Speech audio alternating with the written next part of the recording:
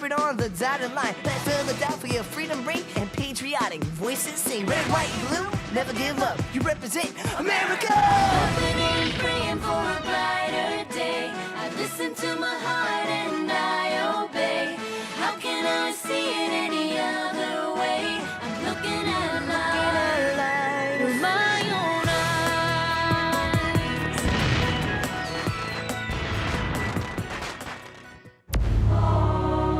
Here are some exciting scenes from today's episode of Liberty's Kids.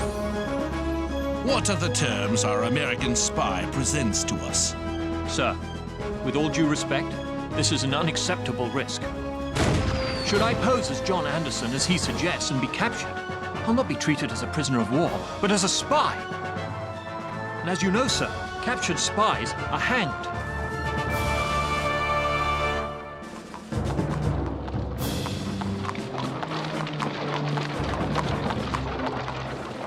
Dearest Mother, the war for our independence ends its 5th year with the Americans losing in the South. The British took Charleston, and with it, over 5,000 American soldiers. From his stronghold in New York, British Commander General Clinton controls the coast. Only the fortifications at West Point stop him from using the Hudson River to cleave the states in two. General Washington tries valiantly to gain ground in New York, but we are at a stalemate. To make matters worse, there is constant talk of spies. Just the other day, James told us of his conspiracy theory. Sarah! James says there's only one explanation as to why things are going badly for General Washington. And what might that be, James? Spies. Spies? What proof of that could you possibly have? What happened when General Washington planned to attack Sir Henry Clinton in New York? Nothing happened. Exactly. Because of Clinton's sudden countermoves that could only have taken place if the English had secret inside information. Makes sense to me. If James were correct, which I hope he is not, the spy would have to be someone in a trusted position close to General Washington. And I cannot imagine who could be so disloyal to such a noble person and such a noble cause.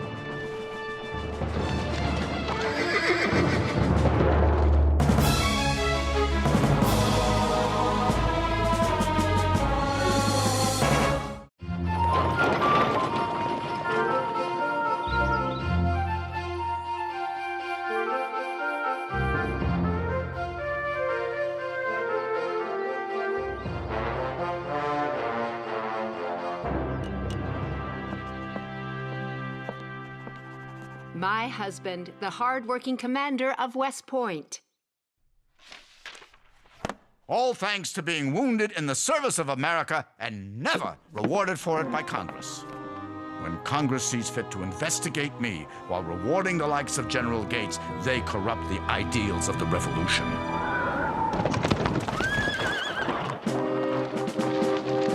I'm so excited about the story I am covering. General Benedict Arnold, the hero of the Battle of Saratoga, is in command of the strategically important West Point.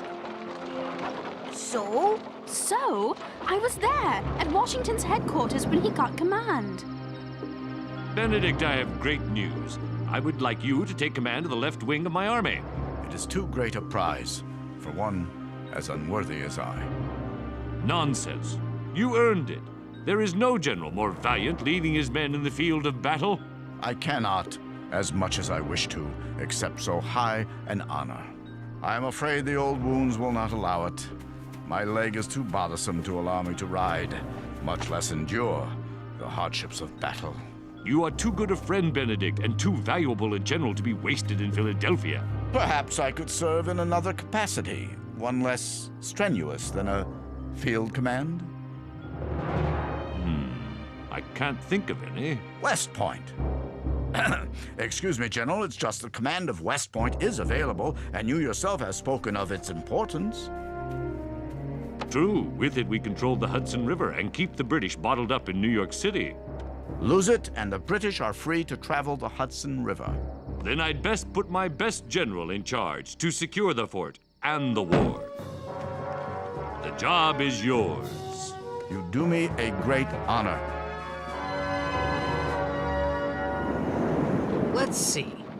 A story about Benedict Arnold sitting around commanding a fort versus one about spies on Washington's staff.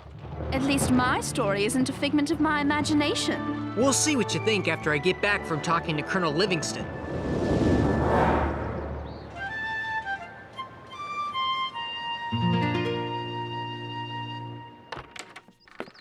When spies write messages, they do it so only other spies can read it. How? Sometimes they use invisible ink. Oh, I love invisible ink. It shows up when you heat it. Right.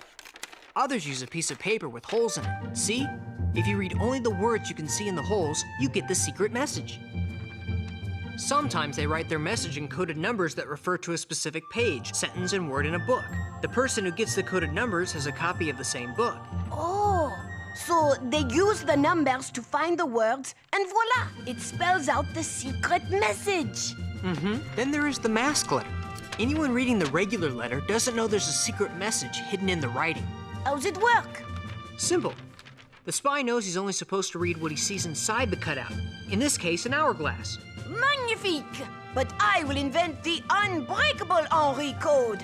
Paper, paper. I need paper! Colonel Livingston! What do I know about spies? That's a good question. For one thing, I know they like to sneak back and forth across the no man's land between our outposts and those of the English army. Who controls the no man's land? Two groups from opposing sides. The cowboys for the English and the skinners for the Americans. They sound scary. They say they're helping our cause by intercepting suspicious persons who might be coming into New York. I'd like to meet these skinners. Maybe I can learn something about spies from them. Personally, I think they're most interested in stealing money from travelers. But if you're determined, I'll give you a pass for safe passage. What's this gibberish? Excusez-moi, I was practicing my secret code.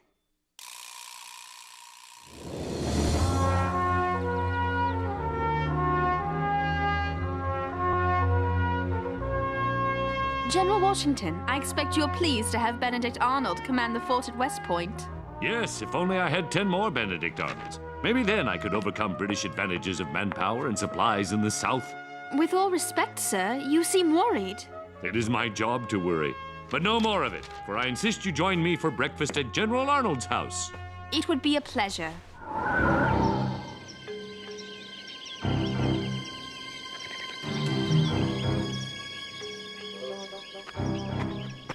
I've got to relax. I'm sure I will come across a Skinner before I meet a cowboy.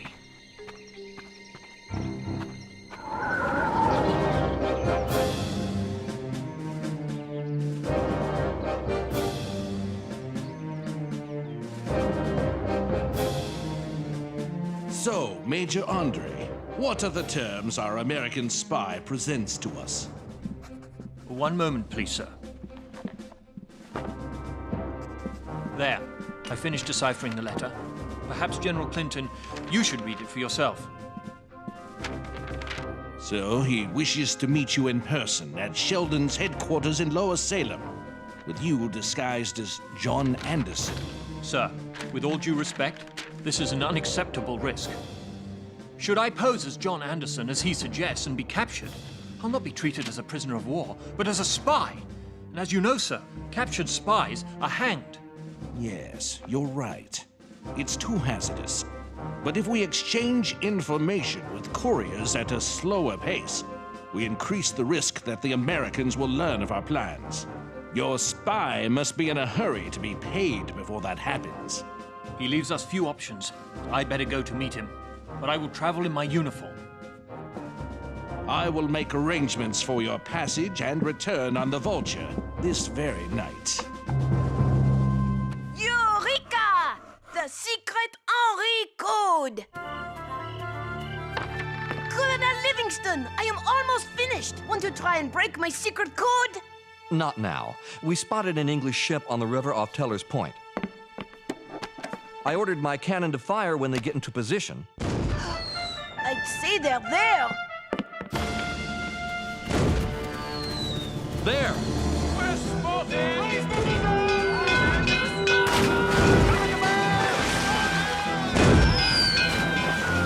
She got away.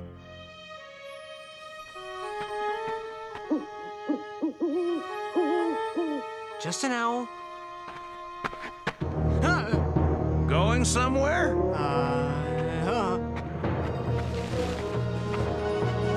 Come, lads!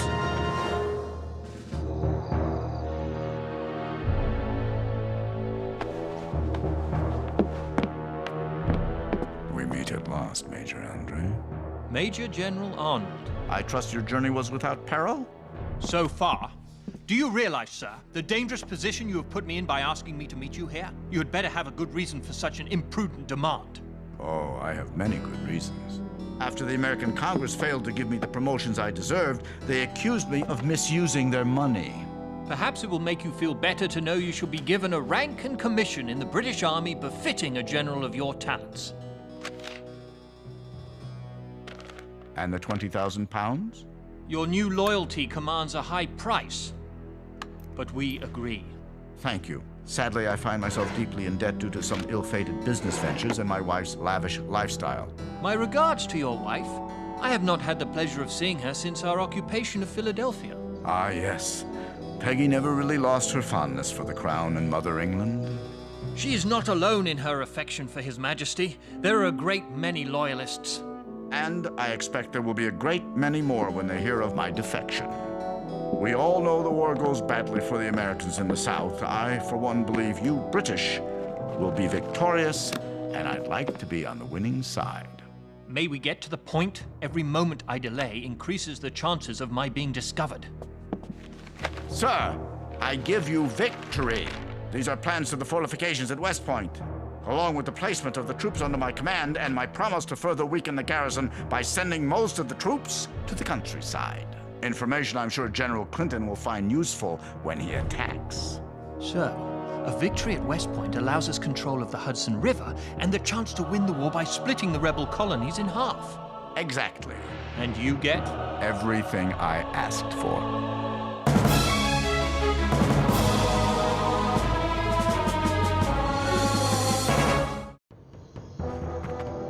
Who be ye? Loyalist or patriot? I'm a journalist from Ben Franklin's Pennsylvania Gazette. A journalist, huh? We don't see many of them out here. But you still didn't answer my question. I have a pass from Colonel Livingston. I'm looking for some Skinners. Why didn't you say so? We're Skinners. Phew. For a minute there, I thought you might be cowboys. Huh. For a minute, we thought you were a spy. And you know what we do to them.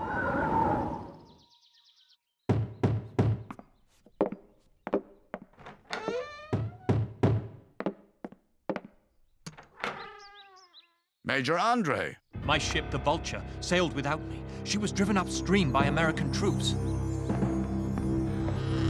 You shall have to return to the British lines by traveling overland. General, are you mad? I'm behind the American lines. Your lines. No longer. When I gave you the plans to West Point last night, I would say that I officially switched sides. The point is, I'm wearing a British officer's uniform. How long do you think it will be before I'm spotted? Here, take this pass. This area is under my command. My signature will guarantee safe passage to you as American agent John Anderson. There are some civilian clothes piled on that bench. You can change into those. If I pose as an American in civilian clothes and am discovered, I'll be treated as a spy. It's your decision. Though I fear capture dressed as an American, I fear the chance of being spotted in this uniform poses the greater risk. I think the plans to West Point are less likely to be spotted in this boot than in the pouch bearing the seal of His Majesty. So, how did all of you come to be Skinners? I mean, there are those who say Skinners are just bandits. We're here to hunt down cowboys or catch spies, which we can't do with your continual jabbering. Shh. You hear that? Hear what? Now! After we shoot!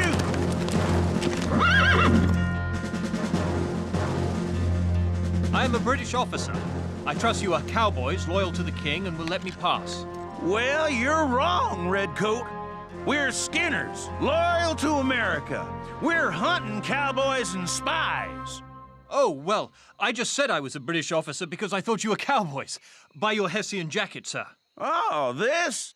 I was a prisoner a few days back. I grabbed it when I escaped. Actually, my name is John Anderson, and I'm an American. I have a pass signed by General Arnold. I'm not interested in your pass. I'm interested in where your money is. I thought you said you weren't bandits. We're gonna see if he has any English coin on him. I mean, that'd prove he was an English officer, wouldn't it? I guess. Boys?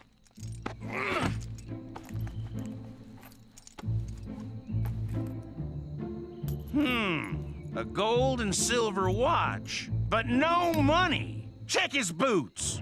Gentlemen, there's no need to look.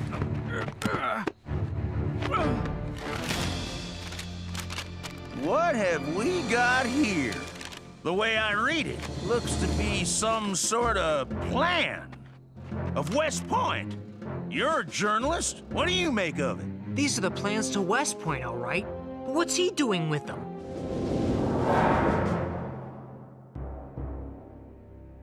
Your suspicions were correct, Paulding.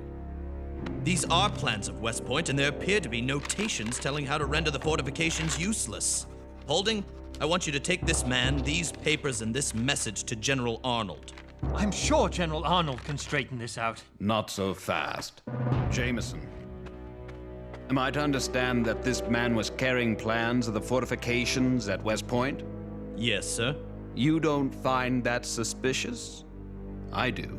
I want those papers sent with a message to General Washington that we are holding a man as a spy. Spy? If he's a spy, then he must be communicating with someone close to Washington. My theory. I was right. I pray your so-called theory is wrong. For if these papers were indeed written by Arnold's hand, then that would make Benedict Arnold a traitor as well. This is terrible. I've got to find Sarah. Gentlemen, please, have some breakfast. Aides to General Washington are always welcome at the Arnold breakfast table. She's right, gentlemen. I may be a general, but I never, ever argue with my wife. Thank you, Samantha. Ah, it's a message from Talmadge. Oh, and Samantha, please prepare some more food. General Washington and a guest will be arriving shortly. Benedict, what is it? Something's come up, dear. We must talk upstairs. Gentlemen, if you'll excuse us for a moment. Quick, close the door. Benedict, what is... I must leave immediately. My life depends on it. Leave? Benedict, you're scaring me. I don't have time to explain. I gave the plans of West Point to Major Andre. What for? John's involved with you in something? Yes, he's been caught. It won't be long before Washington learns I've betrayed America to the British and they come to arrest me. This is terrible. What should I do? So you know nothing of any of this.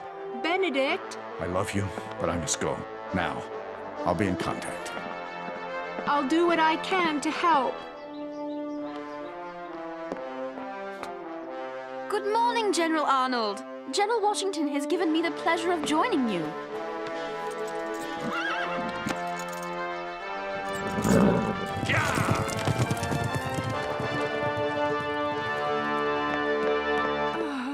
What's happened? It must have been the eggs in the pancake batter. There, I'm feeling better already. Why did General Arnold ride off just now? Sarah!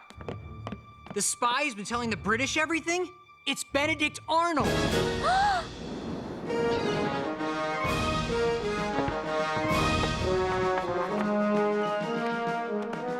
Arnold has betrayed us. Whom can we trust now? Selling the plans to West Point for 20,000 pounds. I want the army on marching alert. Bring all troops from the surrounding countryside to West Point and prepare to be attacked. Now we know why Arnold begged Washington for command of West Point. He even spread our soldiers out to make them vulnerable to attack. All the lives he's jeopardized. All the people he's betrayed. General Washington who supported him. His men who died for him. And you, Sarah, you traveled with him. You respected him. I was inspired by him. He seemed so thrilled when I told him I'd become a patriot. I wonder if he'd already become a traitor. Is that what I am, James? A traitor to my country? This is your country. Why is it noble for me to turn to the American side, but evil when he defects to the British? You did it for liberty. Arnold did it for money and ambition. And he didn't care who would suffer or die so he could get them. Yes, I did it for liberty. And I write for liberty too. I've written many stories for the Gazette about General Arnold. And now, James, for liberty, I shall write another.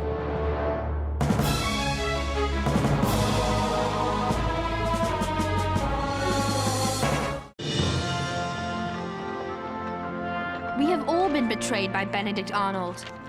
Those of us who knew of him, and those of us who knew him. Follow me to victory!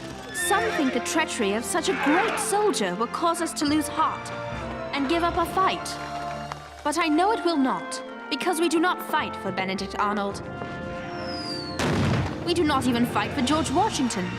We fight for freedom. And that cause is bigger than any man.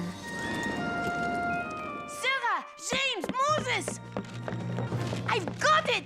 A secret letter code that General Washington can use. And the British won't be able to figure it out? Nope. Regardez. See? Just an ordinary letter. Now watch. You just read what isn't covered by your hand. Isn't it amazing? It's amazing, all right. There's just one problem. What if the person trying to read your coded letter has a bigger hand than you? Like mine. Dear, I am a pest? Oh, I didn't think of that.